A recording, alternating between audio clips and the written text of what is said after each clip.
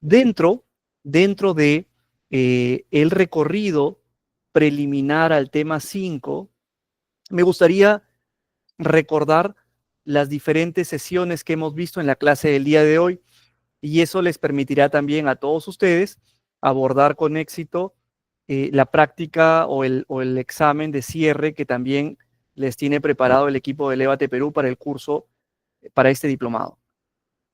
Entonces, recordemos, iniciamos este diplomado viendo el marco general de la gestión de cadena de suministro, en inglés Supply Chain Management. Habíamos estudiado que la gestión de cadena de suministro es el marco que regula, entre otras, la gestión logística dentro de la empresa. Y la gestión logística, a su vez, se soporta principalmente en las dos ramas que hemos estudiado a lo largo de este diplomado: gestión de almacenes y gestión de inventarios. Todos tenemos súper claro la definición de gestión de almacenes y gestión de inventarios. Solo para recordar, gestión de almacenes se relaciona con la infraestructura y gestión de inventarios se relaciona con el estudio, el análisis, la evaluación de la rotación del movimiento de cargas dentro del almacén. Importante. Cuando hablamos de almacenes, comentamos que los almacenes pueden clasificarse en tipos de almacenes. Los tipos de almacenes principalmente es según su función. Y tenemos almacenes de materias primas, almacenes de productos intermedios, de productos terminados, almacenes de recolección o de picking. Y acá hay un tipo de almacenes especial al cual le hemos dedicado prácticamente una sesión completa, que son los almacenes o centros de distribución.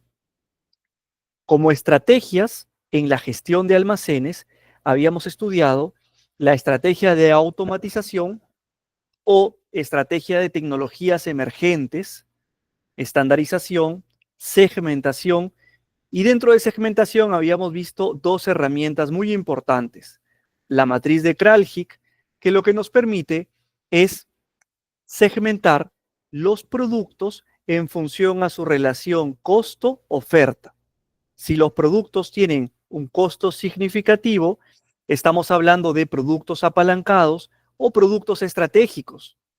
Y respecto a la complejidad, a la oferta, si los productos tienen un riesgo de rotura de stock o una baja oferta en el mercado, estamos hablando de productos estratégicos y productos cuellos de botella. Para cada uno de estos casos, hemos estudiado estrategias. A lo largo de este curso, ustedes han escuchado el término estrategia, el término ventaja competitiva, han escuchado el término océano azul, y todos estos términos van a decantar en la clase del día de hoy. ¿Por qué? Porque en la clase del día de hoy vamos a encontrarle sentido a las estrategias y vamos a aterrizar nuestras estrategias en KPIs. También como segmentación habíamos conversado sobre sistemas ABC, habíamos aprendido cómo gestionar un almacén bajo el enfoque ABC, cuáles son las herramientas para gestionar los productos tipo A, los productos tipo B, los productos tipo C, e incluso se les ha compartido un fichero Excel. Cuando tengamos la segmentación evaluada, podemos aterrizar esas estrategias de segmentación a nuestro almacén, físicamente a nuestro almacén.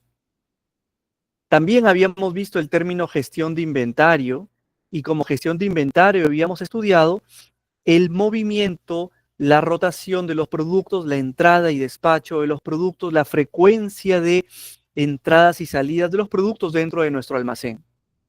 Habíamos visto también la importancia de proveedores, de innovación continua, gestionar riesgos, las estrategias de colaboración, métricas de desempeño, gestión sostenible, tecnologías emergentes, definición de responsabilidad social empresarial, desarrollo sostenible.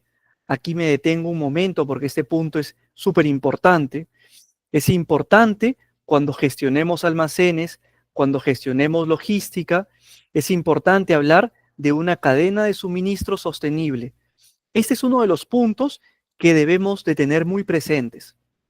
Cuando desarrollemos nuestras funciones, tanto en el ámbito industrial, operativo, de mantenimiento, logístico, etcétera, debemos de tener presente la importancia de que nuestra gestión sea una gestión verde, es decir, una gestión amigable con nuestra comunidad, una gestión amigable con nuestro medio ambiente. Entrando al punto 2, habíamos estudiado los canales de distribución. Habíamos visto cómo el canal de distribución o los canales de distribución son el conjunto de alternativas por el cual nosotros como empresa podíamos colocar nuestros productos en el mercado. Y estos podrían ser de una forma directa o de forma indirecta. Y de la forma indirecta teníamos con un intervencionista conocido como mayorista o con dos participantes conocidos como mayoristas y minoristas. En estos canales de distribución podríamos trabajar de modo directo y de modo indirecto. Y habíamos visto que a su vez el modo indirecto tenía tres caminos: indirecto corto, indirecto largo e indirecto doble. Y esto en función de cuántos intermediarios encontráramos en el proceso. Cuando ingresamos al punto de centros de distribución, todos ya teníamos claro que los centros de distribución eran aquellos almacenes preparados para poder recibir cargas finales, es decir, aquellos almacenes especiales que conectaban la producción con el cliente o consumidor. De esta forma, estos centros de distribución tenían claramente especificadas cuatro etapas o cuatro procesos generales: el proceso de recepción, almacenamiento, el proceso de preparación y el proceso de despacho. Y lo que habíamos conversado es que de manera intermedia, antes del almacenamiento y antes de la preparación, necesitábamos incorporar inspección y control para clasificación y para despacho. Importante.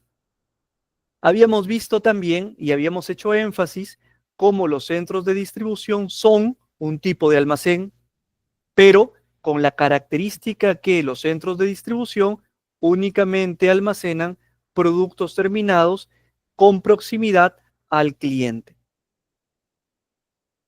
Dentro de los centros de distribución teníamos la etapa de recepción de mercancías, almacenamiento de los productos, preparación de pedidos, y luego de la preparación de pedidos teníamos la entrega al cliente o despacho. Acá había un punto importante, una definición importante: la definición de última milla, o en inglés last mile. Este término de última milla hace referencia al camino físico que existe entre, vamos a estar por acá, al camino físico que existe entre la salida del almacén o la salida del centro de distribución y el contacto con el cliente. Importante entonces, y hacemos énfasis en los cuidados que tenemos que tener en la última milla. La última milla incluso se considera una fase fundamental respecto al feedback, respecto a la atención y satisfacción al cliente. Como diseño de flujo de materiales, estudiamos todo el proceso de recorrido de materiales, de productos, a lo largo de toda la cadena de suministro. Y así llegamos a la sesión número 4. En la sesión número 4 estudiamos gestión de inventarios y pronóstico de la demanda. Respecto a gestión de inventarios, a todos nos quedó muy claro que la gestión de inventarios es el estudio del movimiento, del tránsito, de la rotación de cargas dentro del centro de distribución o dentro de un almacén, si estamos hablando de almacenes en general. Habíamos estudiado también que en el marco tradicional o en el enfoque clásico, el cliente es responsable de absolutamente todo el proceso de procura o el proceso de abastecimiento. Es decir, el cliente en el enfoque tradicional es responsable de gestionar la información, es responsable de generar las órdenes de compra, de estimar los pronósticos, de identificar los requerimientos, de gestionar los volúmenes, de coordinar con el proveedor, de recibir la carga en el almacén. Es responsable, recuerden, cuando hablamos de almacenes, custodia, preservación y mantenimiento de los productos dentro de las instalaciones del cliente. Y finalmente, es responsable logísticamente de dar la cara a la producción, evitando caer en un sobrestock y en una rotura de stock. Pero este enfoque tradicional está asociado a riesgos. Este enfoque tradicional está asociado a situaciones como excesos de inventario, rotura de stock, pérdidas en venta, etc. Y estos riesgos tienen como posibles o potenciales causales fallas en planeación, fallas en producción, errores de la determinación de la demanda, proveedores no confiables, fallas en la comunicación, retrasos, problemas de calidad, etc. Para ello, habíamos estudiado que tenemos algunas herramientas propias de los desarrollos industriales que nos van a permitir atender esas situaciones de riesgo. Herramientas que, si las llevamos con los cuidados y con los controles que hemos estudiado, nos van a permitir gestionar de forma más eficiente nuestra gestión de inventarios. ¿Qué tipo de herramientas hemos estudiado? Habíamos estudiado la herramienta Just in Time o justo a tiempo. Habíamos visto el origen de esta herramienta y la aplicación. La aplicación respecto a la reducción de costos, a la reducción de etapas dentro de nuestro proceso, a la optimización de la gestión de inventarios, a la optimización de la gestión de almacenes. ¿Cómo? Habíamos visto que dentro de la gestión Just in Time, el proveedor es responsable de los suministros de los productos especificados bajo ese marco Just in Time. El proveedor es responsable de suministrar los productos directamente a obra, directamente a planta, sin transitar por el almacén en el momento en el cual se ha programado el suministro. Bajo el enfoque tradicional, el proveedor suministraba los productos y nosotros como clientes éramos responsables de almacenar y preservar por, por los tiempos que sean necesarios los productos que habían sido gestionados bajo el enfoque tradicional. En el enfoque Just in Time, los productos no ingresan al almacén, sino que ingresan directamente al punto de requerimiento. Como objetivos, estamos eliminando actividades innecesarias porque al gestionar un proveedor Just in Time, este proveedor Just in Time principalmente lo que gestiona es confianza, calidad y largo plazo. Es una relación a largo plazo, una relación ganar-ganar con el cliente. Por lo tanto, con un proveedor Just in Time, vamos a estar en condiciones de eliminar algunas actividades consideradas recurrentes en una gestión tradicional. Por ejemplo, vamos a seguramente eliminar algunas actividades de inspección, algunos procedimientos, etcétera. ¿Por qué? Porque vamos a estar trabajando en un marco de confianza con un proveedor que cumple con estándares de calidad y que ha sido seleccionado previamente o filtrado previamente por nuestra empresa. También como objetivo tenemos que bajo el marco Just in Time vamos a eliminar o a mitigar, reducir gestión de inventarios y gestión de almacenes para aquellos productos gestionados bajo ese enfoque Just in Time. Vamos a eliminar inventario de tránsito, vamos a mejorar la calidad y la confiabilidad respecto a la gestión de proveedores. Ese sistema de compras Just in Time se caracteriza por ser de largo plazo, mutuo beneficio, menos proveedores y mejores proveedores. Habíamos estudiado entonces que como beneficios de la implementación de un sistema Just in Time, estamos reduciendo los tiempos de producción, aumentando productividad, reduciendo los costos, reduciendo inventarios, reduciendo los costos operativos logísticos respecto a gestión de inventarios y a gestión de almacenes. Así como habíamos gestionado productos, bajo el marco Just in Time, habíamos aprendido también a gestionar productos bajo el marco BMI o Vendor Management Inventory. ¿Cuál es la característica de un BMI? La característica es que en este sistema de reabastecimiento, el proveedor, es decir, nuestro socio estratégico proveedor, es el responsable de la gestión de los niveles de inventario de sus clientes. Es decir, el proveedor, con data propia del cliente, analiza las necesidades y gestiona los reabastecimientos cuando el proveedor lo estime conveniente de los productos que el proveedor estima conveniente en el tiempo y en la cantidad que el proveedor evalúe. Con eso, estamos haciendo como clientes una transferencia de estas actividades con sus riesgos hacia el proveedor. Lógicamente, al igual que el enfoque Just in Time, el proveedor PMI necesita tener un sistema de selección, un sistema de filtrado para poder trabajar con los proveedores BMI idóneos. Profesor, ¿podemos aplicar Just in Time y BMI a todos los productos de mi almacén? Depende. ¿De qué depende? Depende de las políticas de la empresa. Depende de las estrategias o del enfoque estratégico de la empresa. Y va a depender también del tipo de productos. Yo les recomiendo primero aplicar segmentación, identificar productos críticos y evaluar bajo la realidad, la política, bajo las estrategias de cada empresa, a cuál de los productos A, B, C o a cuál de los productos según la matriz de Kraljic podemos aplicar Just in Time, a cuáles podemos aplicar BMI y a cuáles podemos aplicar enfoque tradicional. ¿De acuerdo? Ahora, en el BMI, el proveedor tiene acceso a los datos de inventario, es decir, el proveedor tiene acceso en tiempo real a la gestión de inventarios de mi empresa.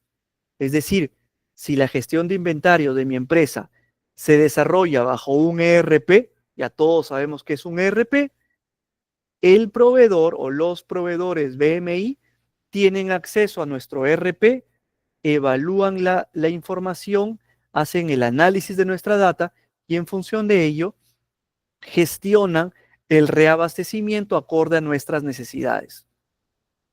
BMI otorga ventajas competitivas a los proveedores y también a los clientes. Bajo el mismo marco, bajo la misma evaluación del enfoque tradicional, podemos decir que en el caso BMI, el cliente únicamente traslada información y recibe productos en el almacén. Qué interesante cómo las gestiones de inventario y gestiones logísticas han sido trasladadas hacia el proveedor. Y el proveedor es responsable del planeamiento, del reabastecimiento y es el responsable del suministro en tiempo, suministro en cantidad, conforme al análisis del proveedor bajo el enfoque BMI. De esta forma, compartimos riesgos, gestionamos tecnología, gestionamos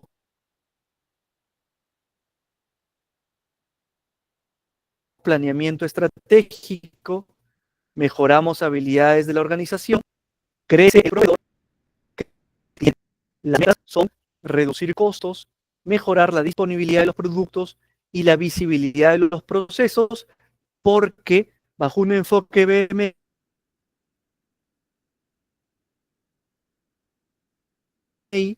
el cliente libera recursos para poder destinarlos según el modelo de negocio del BMI. El proveedor genera la orden de compra, el proveedor mira los inventarios, el proveedor recibe la información y el proveedor es responsable de la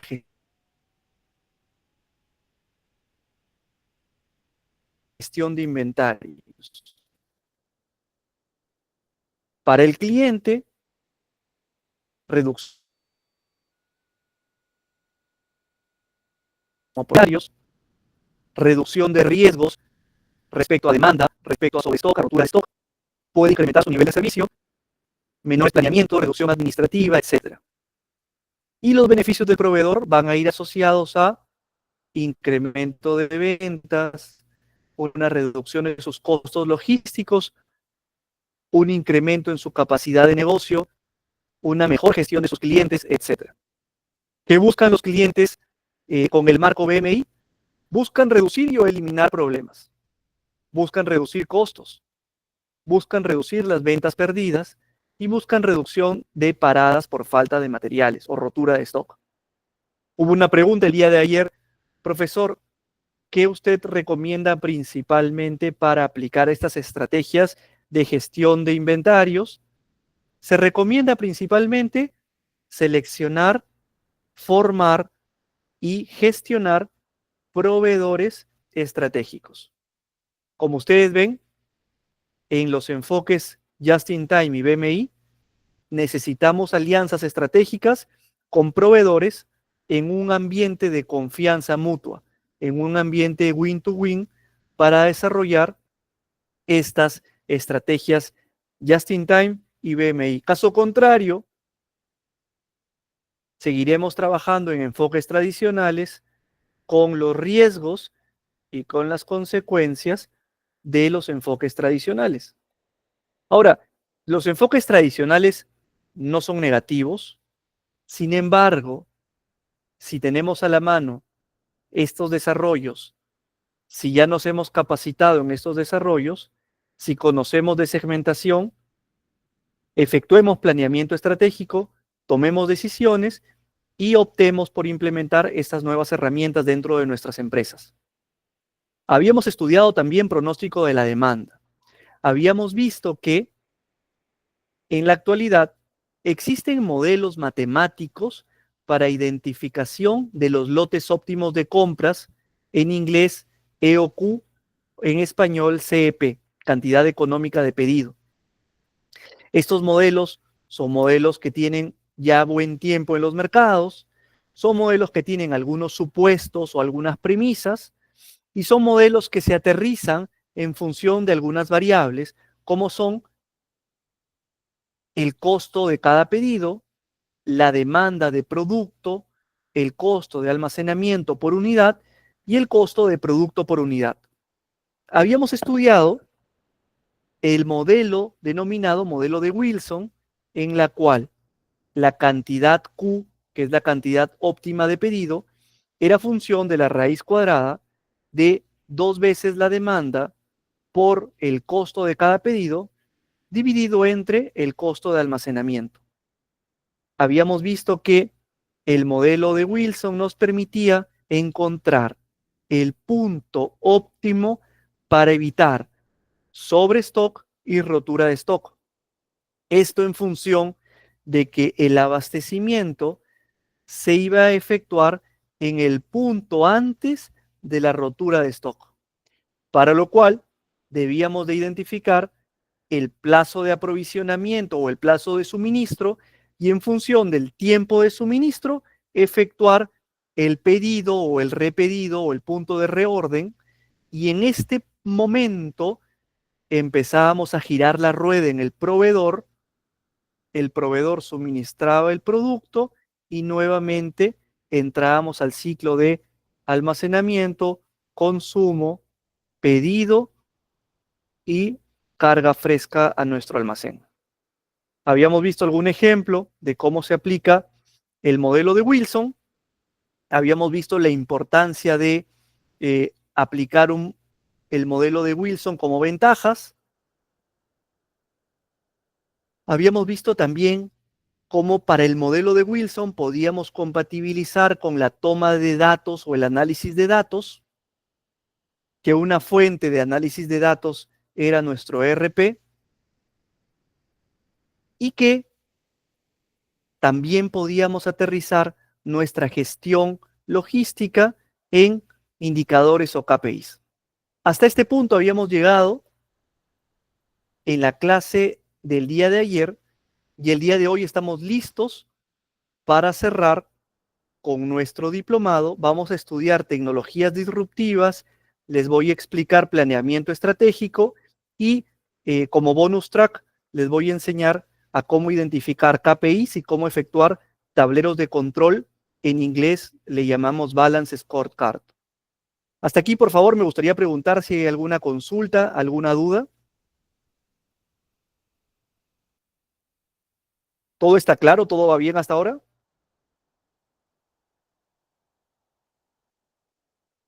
Perfecto. Excelente. Entonces, perfecto.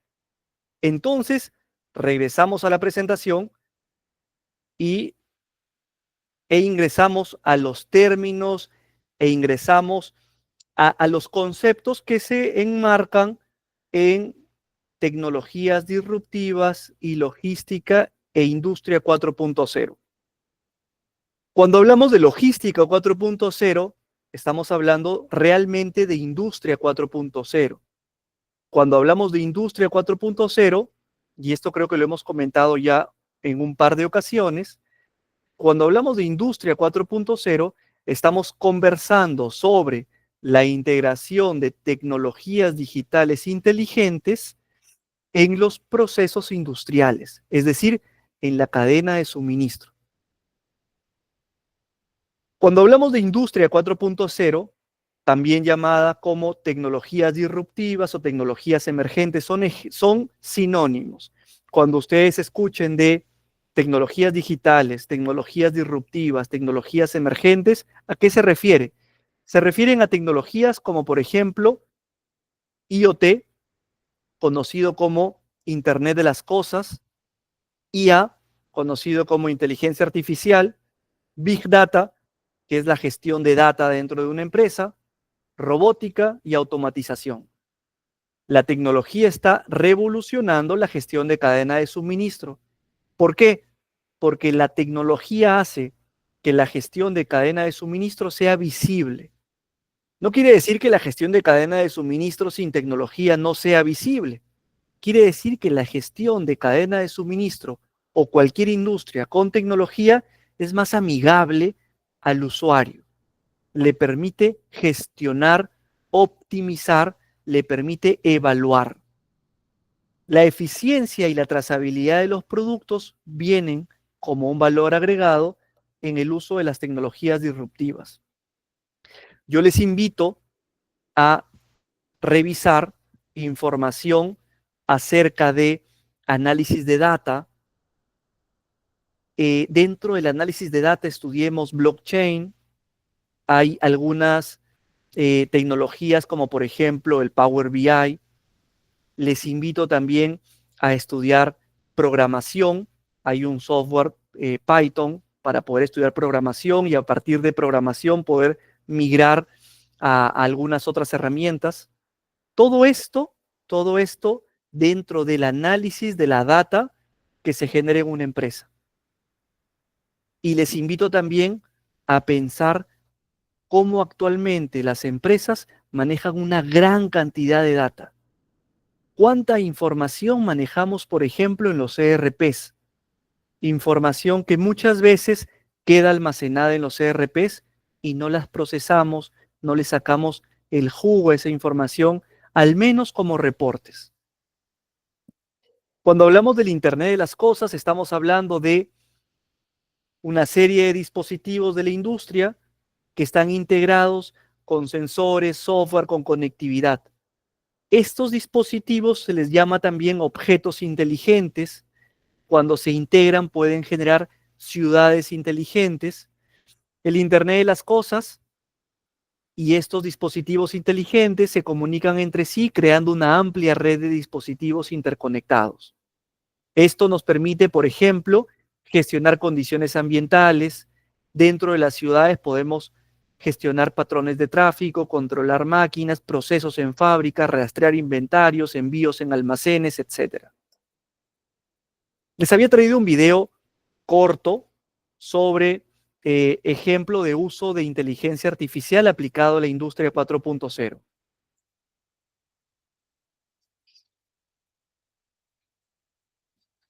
Lo primero sería decir que la inteligencia artificial no es algo nuevo, ya que lleva entre nosotros desde hace muchos años. El término inteligencia artificial fue acuñado formalmente en 1956 y en años posteriores se crearon diferentes ejemplos de sistemas básicos basados en inteligencia artificial. Estamos hablando de un software que es capaz de copiar las funciones cognitivas de los humanos para aprender y resolver problemas. No es que aprendan solas, hay que alimentar de datos a esa inteligencia artificial para que adquiera información y aprenda a discernir. La revolución de la inteligencia artificial tiene varios motivos y uno de los principales es la proliferación de los datos. Vivimos en un mundo en el que hay millones de dispositivos generando datos y enviándolos a través de conexiones inalámbricas como Internet. Es lo que se conoce como Internet de las cosas. En las empresas hay dispositivos que son capaces de medir el funcionamiento de las máquinas para determinar si funcionan correctamente. En el mundo de la salud hay aparatos que pueden monitorizar en tiempo real el ritmo cardíaco, la presión, la tensión u otra serie de variables relacionadas con la salud y alertar en caso de alguna anomalía. En las ciudades tenemos sensores en aparcamientos que avisan en tiempo real si una plaza se ha quedado libre. El famoso coche autónomo funciona gracias a los datos, gracias a que lleva cámaras capaces de reconocer por dónde está circulando, entender una señal de tráfico o detectar si hay un obstáculo en la calzada, e incluso prever si una persona va a cruzar la calle unos segundos antes y en función de esos datos determina si disminuye su velocidad o si se para. Todo esto son datos.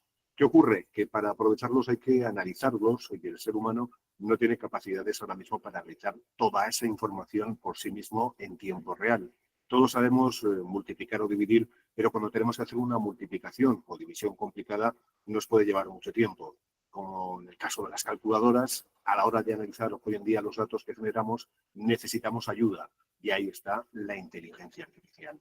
Otros elementos determinantes en el auge de la inteligencia artificial se centran en las mejoras en las capacidades de computación, la velocidad, el abaratamiento de los procesadores, una mejor conectividad para enviar esos datos en tiempo real y sistemas de almacenamiento remotos de la información, los famosos servidores en la nube, que son capaces de guardar esos datos para su posterior análisis. Se han dado una serie de circunstancias que están propiciando esta revolución.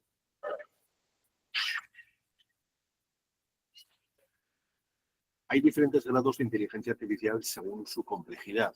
Un primer grupo englobaría todo, desde algoritmos como los famosos chatbots que nos guían por páginas web, hasta los que utiliza Google para ofrecernos resultados en una búsqueda u otras herramientas.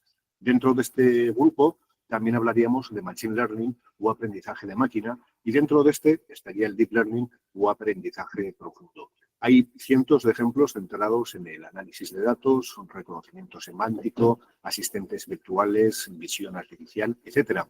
Si queréis, vamos con algunos de ellos. Por una parte, tenemos inteligencia artificial vinculada con el análisis de datos.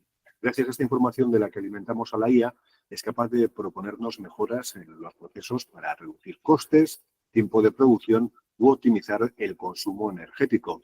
Nosotros le facilitamos información sobre nuestros procesos de fabricación y en base a su experiencia, conocimiento y los datos, nos puede proponer determinadas mejoras. Se trata de un uso más o menos habitual de la inteligencia artificial aplicada a la industria.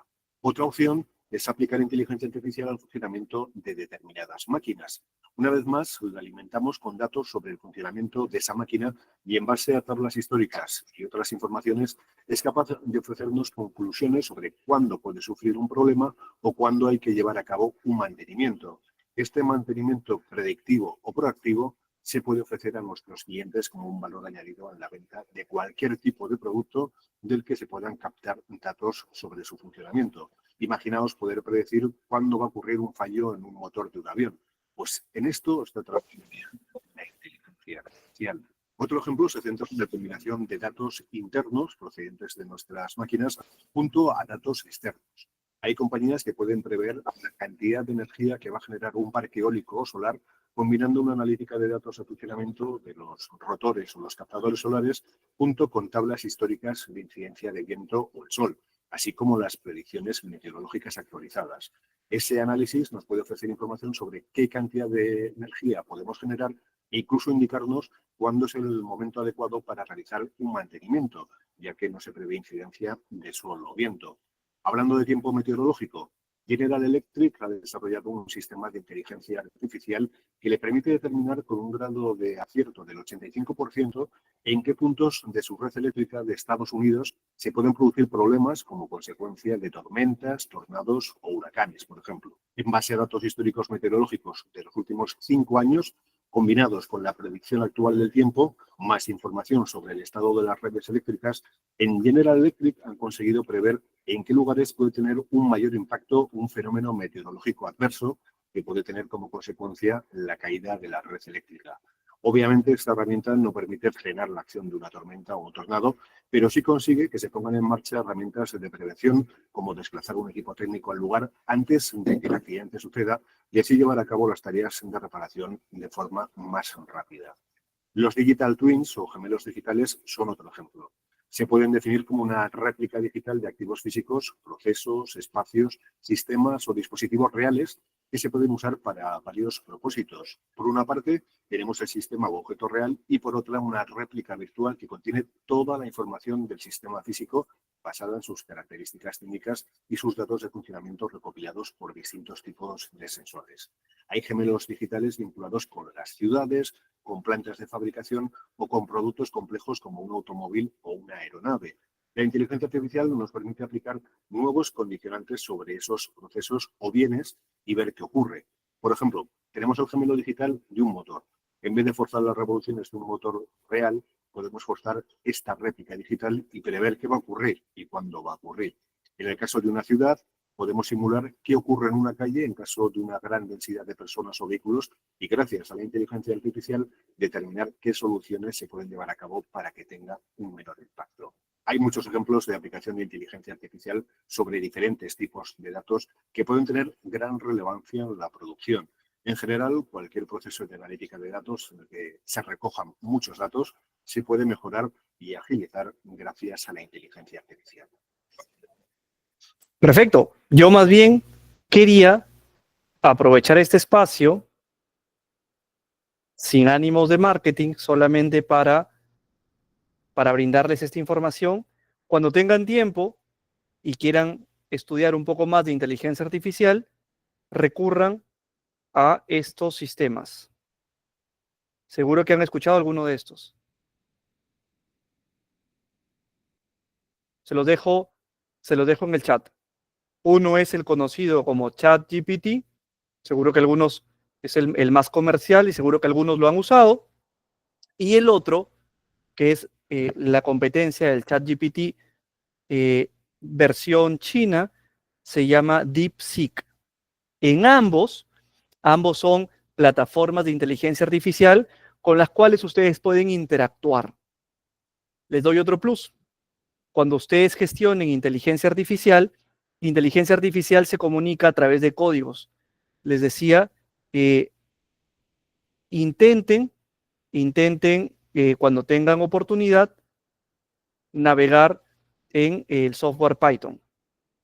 Y otro plus más, cuando tengan oportunidad, investiguen sobre los conocidos como gemelos digitales o los digital twins. Los digital twins nos van a permitir gestionar nuestras industrias no de manera física, sino de manera digital. Es decir, yo puedo gestionar una réplica de mi industria, una réplica de un proceso de manera digital y digitalmente generar alteraciones. Y no detengo el proceso, no altero el proceso y puedo ver el resultado de manera digital. ¿De acuerdo? ¿Hasta aquí alguna consulta? ¿Está todo claro? Perfecto. Regresamos entonces a este interesante tema de tecnologías emergentes.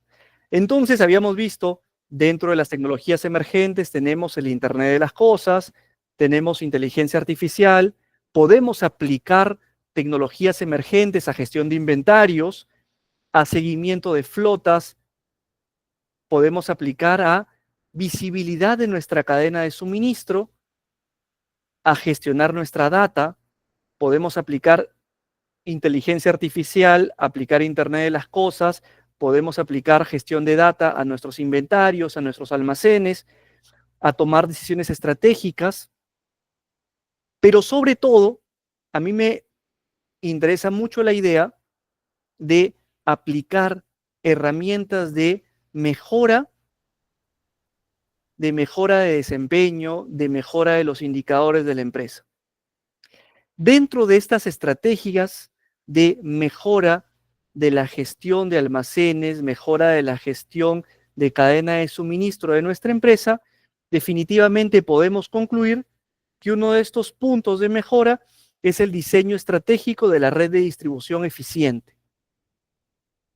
Dentro de este diseño estratégico hablamos de análisis de la demanda, de la ubicación de los clientes.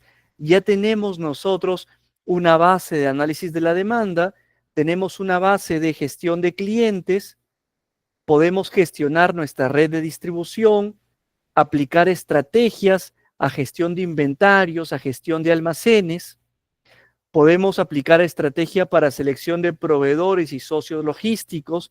Ya sabemos que tenemos proveedores, puede ser proveedor tradicional, proveedor just in time, proveedor BMI. Nuestros socios logísticos pueden ser mayoristas, minoristas. Vamos a poder aplicar tecnología en nuestra red de distribución. Sabemos que existen las tecnologías emergentes, sabemos que existe automatización, Internet de las cosas. Y llegamos a este punto. Este punto es súper interesante. KPIs. ¿Cuántos de nosotros hemos escuchado el término KPI o el término indicador de gestión? El KPI lo utilizamos como monitoreo y mejora continua. El KPI o los KPIs realmente son objetivos. Son objetivos que vamos a mirar en el tiempo. Son objetivos que nos vamos a trazar como metas a cumplir. Pero realmente nos hemos preguntado alguna vez cómo nacen los KPIs. Seguramente muchas veces hemos caído en el error de querer, por implementar KPIs, copiar los KPIs de mi vecino. Es muy común. ¿Qué KPI usa la competencia? ¿O cuáles son los KPIs más comunes en el mercado? Pero yo les invito en estos últimos minutos de la clase en aprender cómo se gestionan los KPIs, cómo se identifican los KPIs, cómo puedo yo seleccionar KPIs para mi empresa. Esto bajo el enfoque de lo que se conoce como planeamiento estratégico. Dentro del planeamiento estratégico tenemos que partir de una base.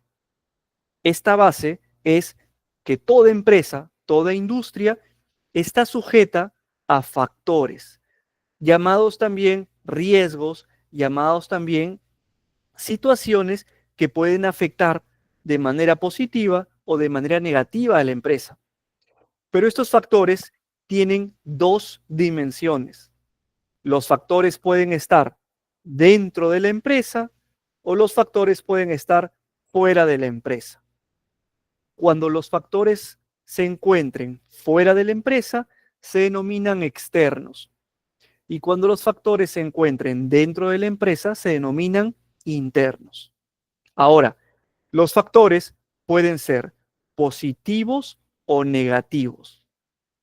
Y ahora combinémoslos. Factores externos positivos se denominan oportunidades. Factores externos negativos se denominan amenazas. Por lo tanto, cuando hablamos de factores externos, estamos hablando de oportunidades y de amenazas. Es muy común hablar cuáles son las oportunidades y amenazas de nuestras empresas. De inmediato nos vamos a ir hacia lo externo.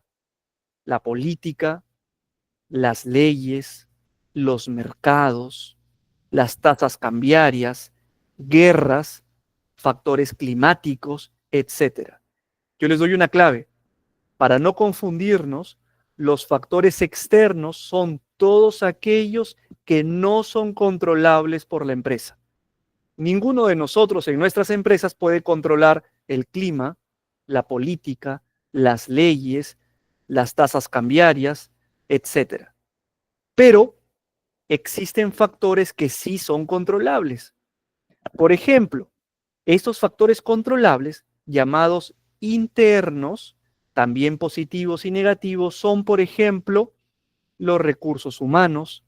Yo puedo controlar a mi equipo de trabajo, lo puedo controlar, puedo rotar personal, puedo contratar personal con determinadas características, yo puedo controlar la tecnología dentro de mi empresa, puedo equipar mi empresa con más tecnología, con menos tecnología. Yo puedo controlar determinadas situaciones dentro de mi empresa. ¿Cómo se denominan los factores internos en la empresa? Se denominan factores internos controlables y son de dos tipos también, positivos y negativos. Cuando hablamos de factores internos positivos, estamos hablando de las fortalezas de mi empresa. Negativo, las debilidades de mi empresa.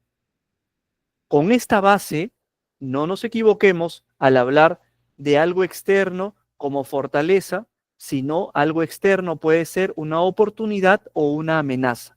Y lo mismo, si es interno, es una fortaleza o una debilidad. De esta forma, cuando hablamos internos, fortalezas, debilidades. Cuando hablamos en externo, oportunidades y amenazas. Pero no nos quedamos allí, sino seguramente todos nosotros nos estamos preguntando, profesor, hasta aquí está claro.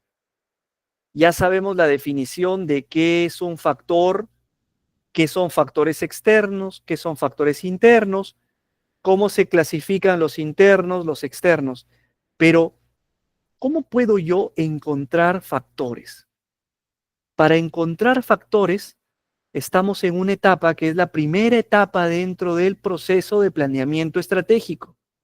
La primera etapa es la identificación de factores. La última etapa es la determinación de objetivos, que son mis KPIs. En esta primera etapa, entonces, voy a estudiar factores externos e internos y los voy a listar. Para encontrar factores externos, tengo una herramienta. Se conoce como análisis Pestel y análisis MEFE. Dentro del análisis Pestel o Pestel, voy a recorrer. Recuerden, estamos en externos. Dentro del Pestel voy a recorrer cada una de las letras asociadas a la palabra Pestel. Es decir, voy a identificar factores, riesgos, situaciones positivas o negativas a la empresa respecto a temas políticos. ¿Qué situación política actual constituye un tema positivo a la empresa? ¿O qué situación política actual constituye una situación negativa a la empresa? Debo de listarlos. Acuerdos internacionales, gobierno, política sobre el sector empresarial, etcétera. ¿Qué tema económico, nacional e internacional constituye una oportunidad y una amenaza? Inflación, evolución de precios, tasa de empleo, crecimiento económico, etcétera. Factores sociales, demografía, estilo de vida, hábitos, tendencias de consumo, tecnológicos, uso de inteligencia artificial, revolución tecnológica, industria 4.0, ecológico, políticas medioambientales, riesgos naturales, factores climatológicos, legales, derechos de autor, licencia, reglas sanitarias, seguridad laboral, salarios y demás. Acá hay un punto importante. Un mismo factor puede ser positivo para una empresa y negativo para otra empresa. ¿De qué va a depender? De la evaluación que hagamos. Por eso es importante que cada empresa gestione su propio planeamiento estratégico para que luego seleccione sus propios objetivos. Aquí se cumple lo que les decía. Los objetivos de mi vecino no deben ser necesariamente mis objetivos. ¿Por qué? Porque la percepción de oportunidad y de amenaza es propia de cada empresa. Cuando estudiamos Pestel para identificar factores externos, entonces efectuamos un recorrido por la política, la economía, sociocultural, tecnológico, ecológico y legal. Este análisis Pestel va a decantar en una matriz. Esa matriz va a constituir, ordenado por positivos y negativos, todos los factores externos que he identificado. Hasta allí solamente he listado factores. Ahora, también hay factores internos. Y los factores internos, recuerden, son los controlables, fortalezas y debilidades. Para ello, también tengo una matriz. La matriz se llama MEFI y también tengo una herramienta. La herramienta se llama AMOFIT. Profesor, ¿y cada letra es un punto de identificación? Correcto.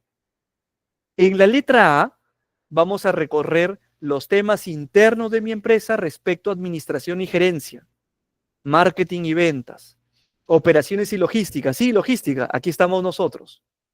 Finanzas y contabilidad, recursos humanos, sistemas de información y tecnología. ¿Qué vamos a encontrar? Vamos a encontrar lo más positivo y lo más a mejorar de nuestra empresa. Temas de administración y gerencia, como por ejemplo la estructura organizacional, temas como por ejemplo satisfacción del cliente, temas como por ejemplo materiales, recursos, calidad, a nivel finanzas, recursos humanos, sistemas de la información y tecnología. Vamos a recorrer cada uno de los temas administrativos, marketing, vamos a recorrer la parte logística, vamos a hablar de finanzas, recursos humanos, sistemas de la información, tecnología, y vamos a desarrollar nuestra matriz EFI o MEFI. Profesor, ¿qué ejemplos usted va a encontrar como factores internos? Vamos a encontrar como, por ejemplo, fortalezas, nuestra imagen en la competencia, el clima laboral, la capacitación del personal, el posicionamiento en el cliente, etcétera. Como debilidades, vamos a encontrar, por ejemplo, el dominio del mercado, el tema de transporte, el tema de nuestros productos, etcétera. Va a depender de cada uno de las evaluaciones de nuestras empresas.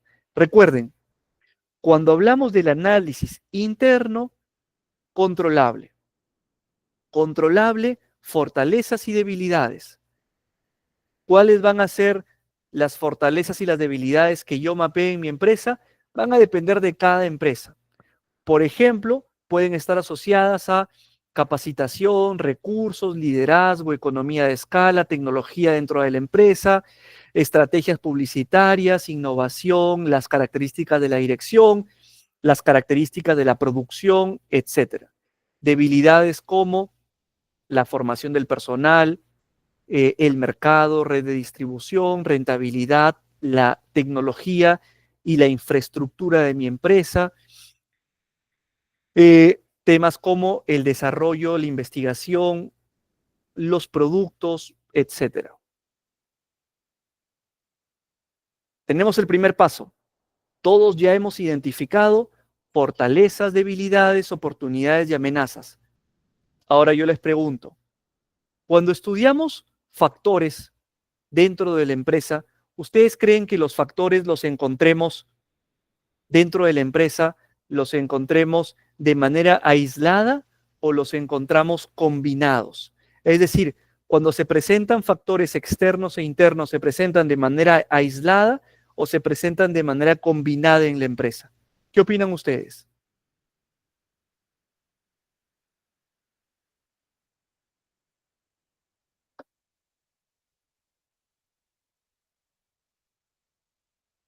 Correcto, correcto, Jean Paul. Se encuentran combinados.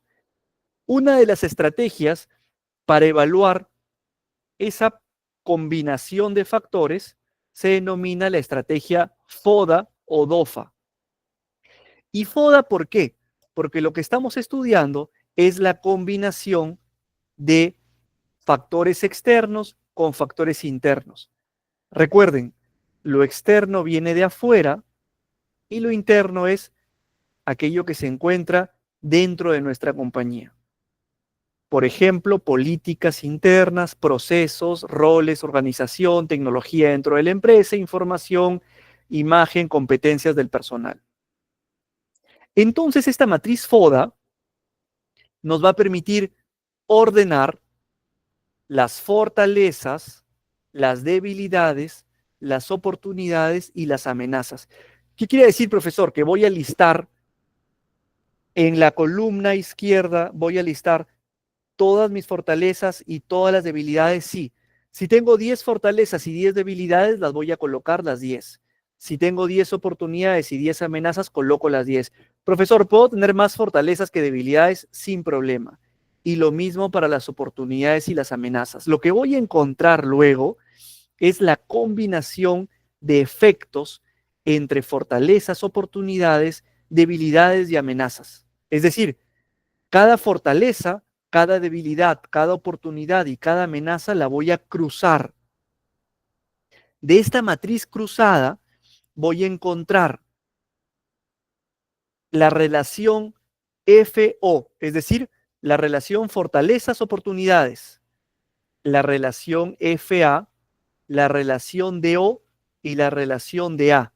Les pregunto, ¿cuál creen ustedes que sea la relación más compleja y la relación más ventajosa para la empresa? ¿Qué opinan ustedes?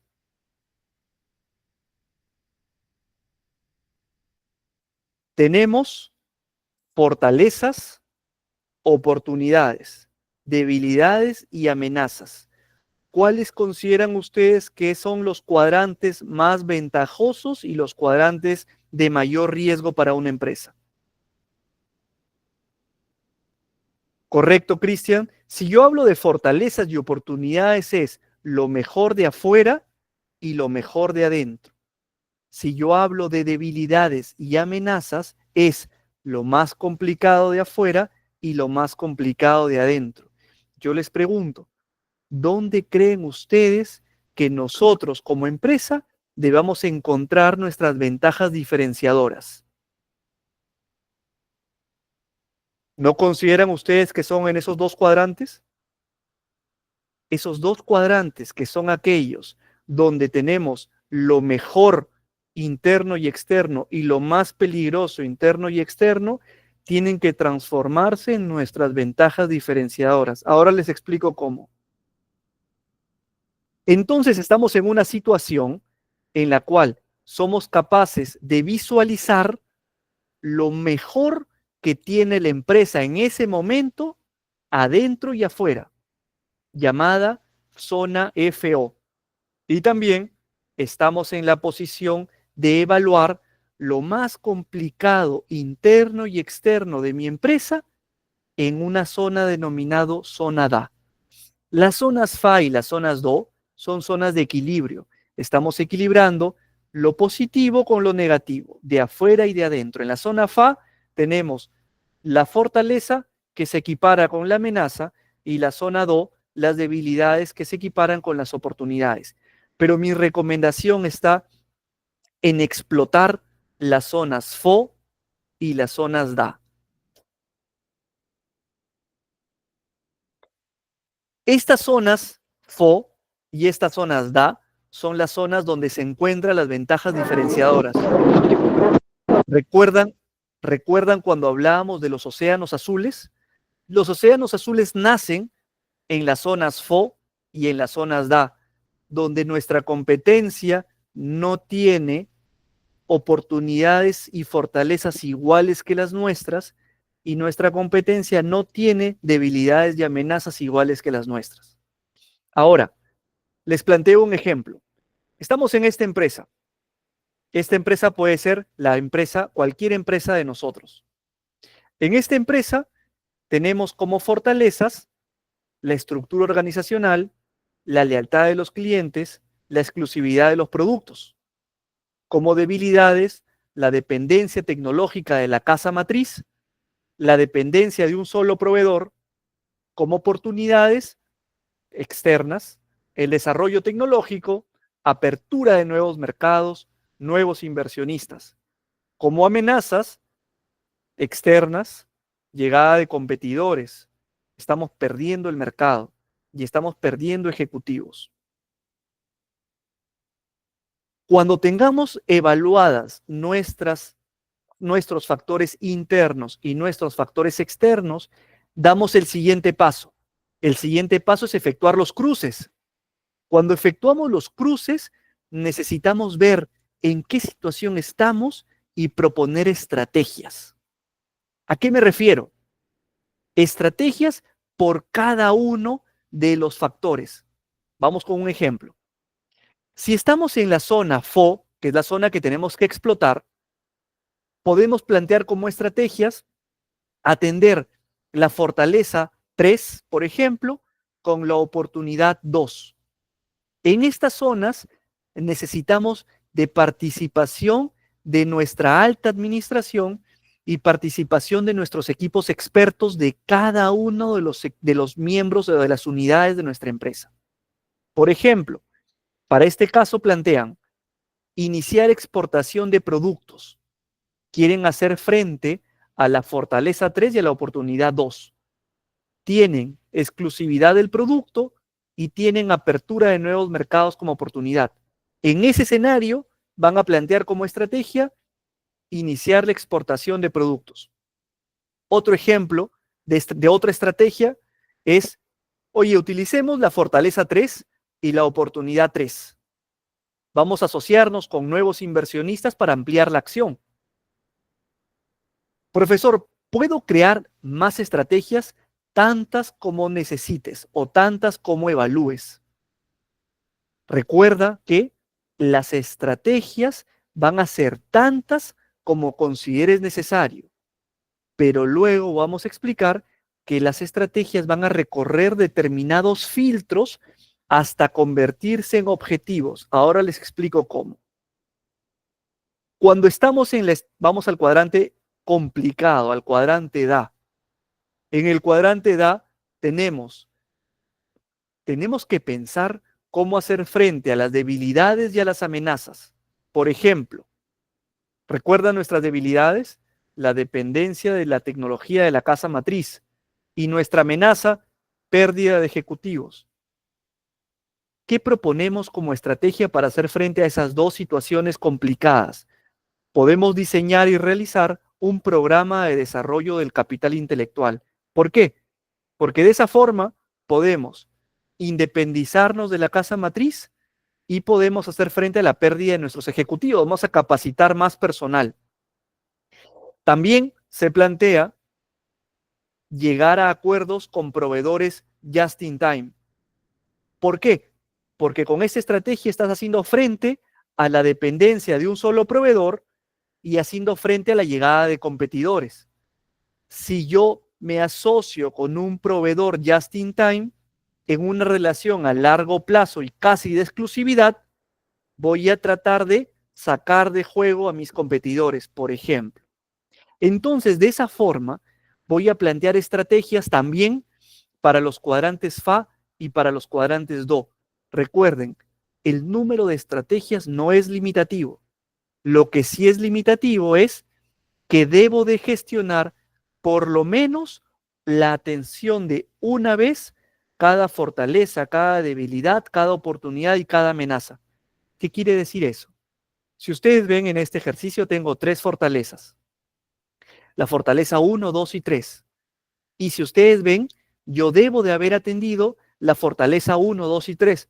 Profesor, muéstrenos fortaleza 1, fortaleza 2, fortaleza 3. He atendido todas las fortalezas. Profesor, ¿y cómo ha hecho con las oportunidades? ¿Cuántas oportunidades tenemos? 3 también. Oportunidad 1, oportunidad 2, oportunidad 3. Y para las negativas, tenemos 3 amenazas.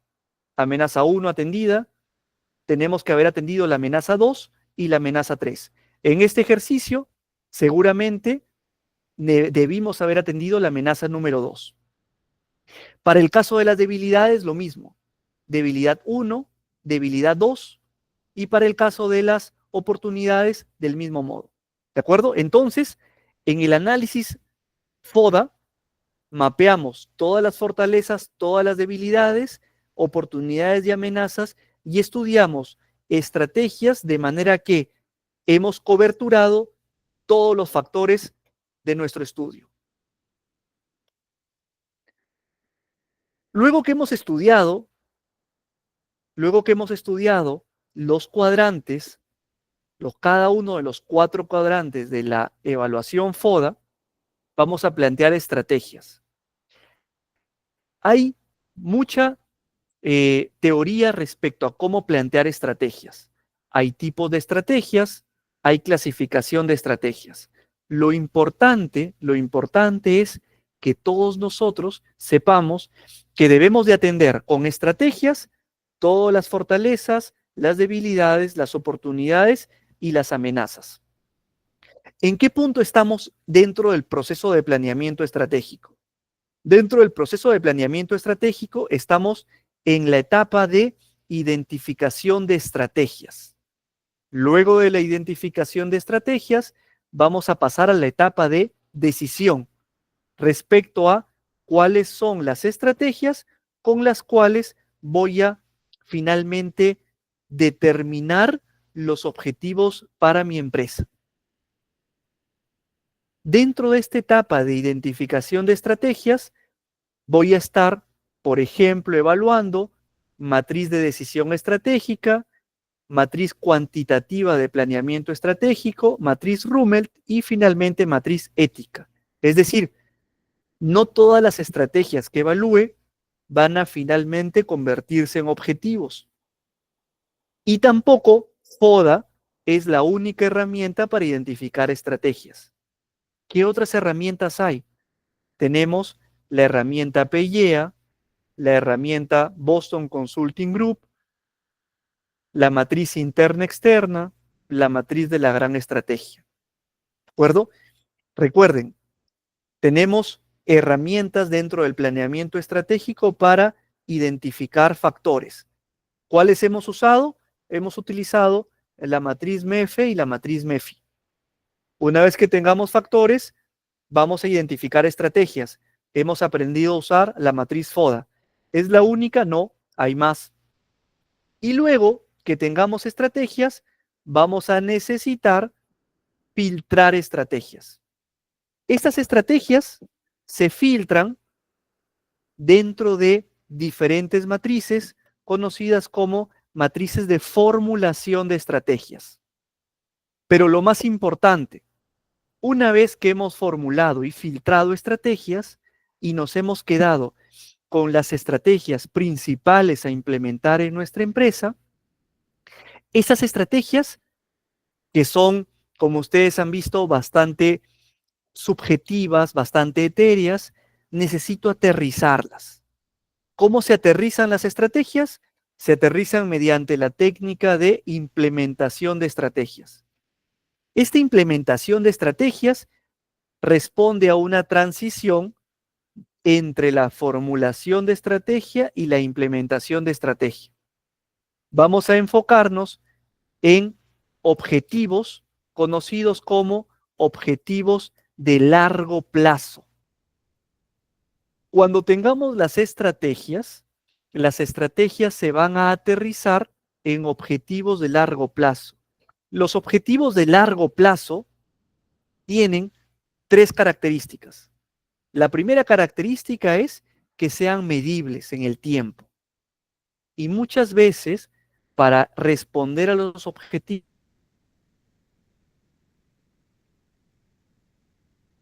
de largo plazo, tenemos que tener en consideración la visión de la empresa. ¿Cuál es el objetivo más importante? Los objetivos de largo plazo entonces son medibles, son realistas y son retadores. Pero recuerden, cuando son medibles en el largo plazo. Y el largo plazo es relativo. 3 años, 2 años, 5 años, 10 años, ¿de qué va a depender? Va a depender de la visión de la empresa. ¿Y qué es la visión de la empresa? Es donde la empresa se posiciona o se ve en el tiempo. Con eso estamos pasando de estrategias a objetivos de largo plazo. Y luego, los objetivos de largo plazo tienen que aterrizarse en objetivos de corto plazo. Y aquí viene un punto. ¿Cuál es la relación entre estrategias y objetivos de largo plazo? La relación tiene que ser como mínimo 1 a 1. Es decir, yo no puedo dejar de atender ninguna de las estrategias. Todas las estrategias tienen que ser atendidas con uno o más objetivos de largo plazo. Y luego viene la relación objetivo de largo plazo, objetivo de corto plazo. ¿Qué significa corto plazo? El corto plazo es relativo ya no a la visión de la empresa, sino a la misión de la empresa. ¿En qué tiempo yo necesito evaluar la implementación de ese objetivo? Por ejemplo, el objetivo de corto plazo puede ser 3 meses, 6 meses, 1 año. De esa forma, lo que hago es, el objetivo de largo plazo lo particiono en muchos objetivos de corto plazo, que de alcanzar los objetivos de corto plazo uno a continuación del otro, voy a alcanzar el objetivo de largo plazo. Y si alcanzo el objetivo de largo plazo, alcanzo finalmente la estrategia. Y si alcanzo la estrategia, le estoy haciendo frente al factor interno y al factor externo. Y si estoy en la zona FO o en la zona DA, estoy encontrando o alcanzando ventajas diferenciadoras respecto a mi competencia. Les pongo un ejemplo. Si el objetivo de corto plazo que he identificado consiste, por ejemplo, en incrementar las ventas en 30% en 5 años, yo puedo hablar de un objetivo de corto plazo de 1 año con un incremento de ventas del 6%. De forma que si durante 5 años de manera constante incremento las ventas en 6%, luego de alcanzar los 5 años, he incrementado las ventas de manera acumulada en el 30% que me propuse como objetivo de largo plazo. Y ese objetivo de largo plazo estuvo asociado a una estrategia. Y esa estrategia estuvo asociada a combatir un factor negativo o a impulsar un factor positivo. Los objetivos de corto plazo, entonces, pueden definirse de manera mensual, de manera anual, etcétera, y van a depender de la configuración de la propia empresa. Acá hay un punto importante. ¿Cómo creen ustedes que se le conoce a los objetivos de corto plazo? Los objetivos de corto plazo se conocen como indicadores o KPIs. Por lo tanto, hasta este punto ya he llegado a identificar cuáles son los objetivos de corto plazo, es decir, los KPIs que necesita mi empresa. ¿KPIs para qué? KPIs para conseguir objetivos, para atender estrategias, para hacer frente a factores. Estas metas a corto plazo, o KPIs, son una excelente táctica para avanzar de a pocos en la estrategia de negocios planteada por la empresa. Vamos a analizar resultados y vamos a aplicar ajustes. Es decir, el planeamiento estratégico no es estático. Luego, les muestro los objetivos de corto plazo, también van a ser de retadores, van a ser medibles en el tiempo, realistas, van a establecer una relación, un ratio, cantidad, calidad, costo, recursos, específicos y expresados en términos de jerarquías y logros. Estos objetivos nos van a permitir asignar recursos, enfocar en el rendimiento, motivar el desarrollo, utilizados como mecanismos de evaluación de gerentes y funcionarios, funcionan como medios para monitoreo y permiten el proceso estratégico a nivel de retroalimentación. Cuando estamos hablando de objetivos de corto plazo, estamos hablando de mejora, estamos hablando de ventaja competitiva. Al alcanzar objetivos de corto plazo, estamos logrando que la empresa explore sus océanos azules. Antes de entrar al Balance Scorecard, quería por favor preguntarles si hasta aquí todo claro. ¿Todo claro? ¿Estamos bien hasta aquí? Excelente. Ya todos entonces sabemos cómo nacen los KPIs.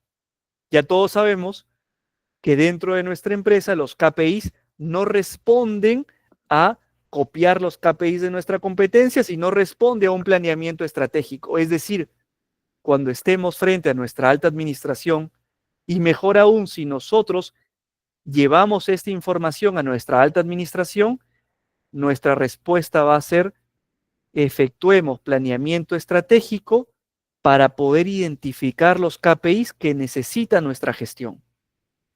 Ya sabemos cómo, ya tenemos la base para aplicar gestión de KPIs y luego los KPIs se van a mostrar en un documento conocido como Balance Scorecard. El Balance Scorecard, conocido en español como cuadro de mando o cuadro de control integral, es una herramienta que nos permite enlazar estrategias, objetivos. Nos permite mostrarle a la empresa, sobre todo a la alta administración, cómo va nuestra empresa respecto a los objetivos que nos hemos trazado. Seguro que muchos de ustedes, me incluyo, habíamos estado reportando KPIs, pero no sabíamos cuál era el uso del KPI o cuál era el fin del KPI. Realmente un KPI es un ratio. Voy a dividir un concepto entre otro concepto, pero ¿en qué influye ese ratio en mi empresa? Ahora con el Balance Scorecard sabemos ese ratio en qué influye, porque vamos a saber ese ratio o ese indicador o ese KPI o ese objetivo, qué estrategia está alcanzando. Y no solo eso, sino vamos a saber qué factor está combatiendo o qué factor está impulsando. Por ejemplo, nuestro ratio puede ser un ratio medible respecto al tiempo, un ratio medible respecto a un porcentaje. Y lo más importante es que este ratio o este indicador nos va a permitir saber qué estrategia está permitiendo alcanzar. Por ejemplo, si estamos hablando de un objetivo o de un KPI respecto a aumentar el capital de trabajo del periodo respecto al periodo del año anterior, este KPI habla sobre la variación de capital de trabajo. Y lo que se sitúa es entre unos porcentajes. Tiene un porcentaje meta, un porcentaje verde, es decir, un porcentaje en zona satisfactoria, un porcentaje en zona amarilla o en zona medianamente satisfactoria y un porcentaje en zona insegura o zona negativa. También el Balance Scorecard no solo muestra el KPI, sino también muestra el responsable de atender ese KPI. Esto le da una visión integral a la administración porque nos permite saber cuáles son los objetivos o KPIs, cuáles son las estrategias asociadas al KPI y también saber quién es el responsable de que ese indicador esté en verde, en amarillo o en rojo.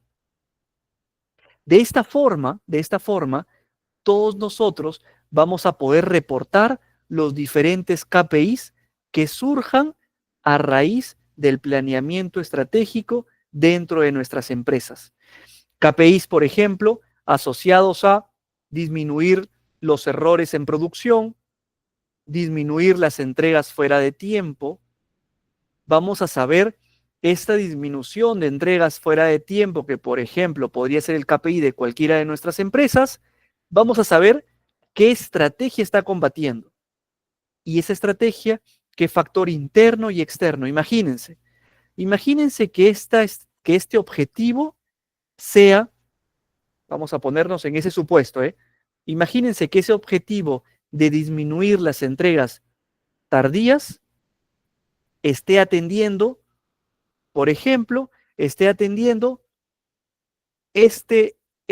estrategia. La estrategia de diseñar un programa de servicio al cliente para mantener su lealtad. Es decir, estamos aterrizando el diseño de un programa de servicio al cliente para mantener su lealtad con el objetivo de entregas dentro de plazo. Y el objetivo de corto a ese objetivo de largo de entregas dentro de plazo es entregas dentro de plazo con tanto porcentaje de retraso. De esa forma, vamos a saber si cumpliendo ese objetivo de corto plazo, estamos cumpliendo con esa estrategia, pero no nos quedamos solo allí, sino vamos a saber qué fortaleza estamos atendiendo y qué amenaza estamos combatiendo. De esta forma, todos nosotros vamos a saber que cumpliendo nuestros KPIs, estamos contribuyendo al desarrollo de nuestra empresa y sobre todo a encontrar ventajas competitivas para diferenciarnos de nuestra competencia en aquellos espacios diferenciados que hemos conocido como océanos azules. Hay un punto importante aquí. El Balance Scorecard no es estático. El planeamiento estratégico no es estático. Requiere un constante feedback interno, es decir, todo el tiempo necesitamos gestionar,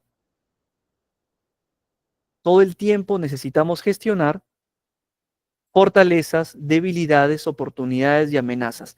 Normalmente se recomienda establecer dentro de las empresas un periodo de feedback a nuestro análisis de factores.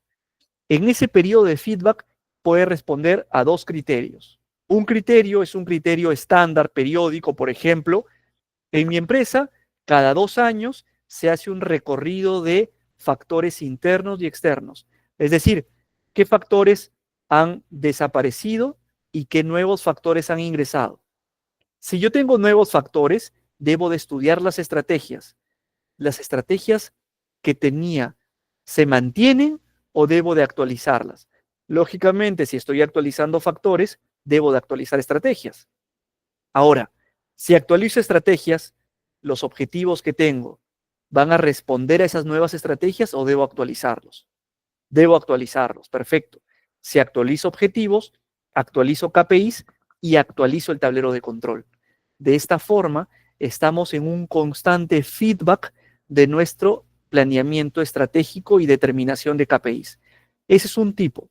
Ahora, hay otro tipo de actualización que ya no es periódico, sino es una actualización frente a una situación nueva.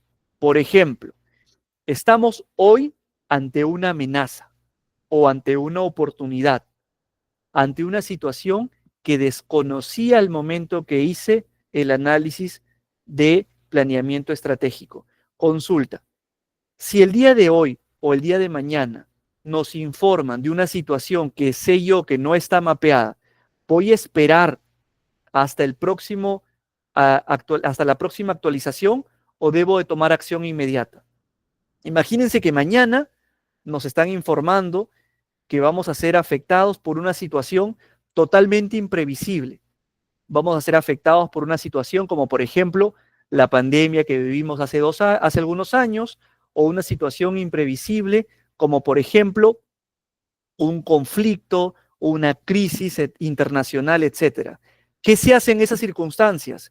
Se hace un análisis de emergencia de nuestra matriz, evaluamos factores internos, factores externos, determinamos las estrategias y damos un análisis reactivo a nuestros objetivos a fin de reenrumbar estrategias y reenrumbar objetivos. ¿De acuerdo? De esa forma vamos a poder a hacerle frente a estas situaciones y finalmente identificar los objetivos y luego los KPIs para nuestra gestión de empresa, gestión operativa, gestión de almacenes. Ese es el último punto que traía para la clase del día de hoy. Espero que la clase haya sido igual de satisfactoria para ustedes como las clases anteriores. Quedo atento a sus preguntas.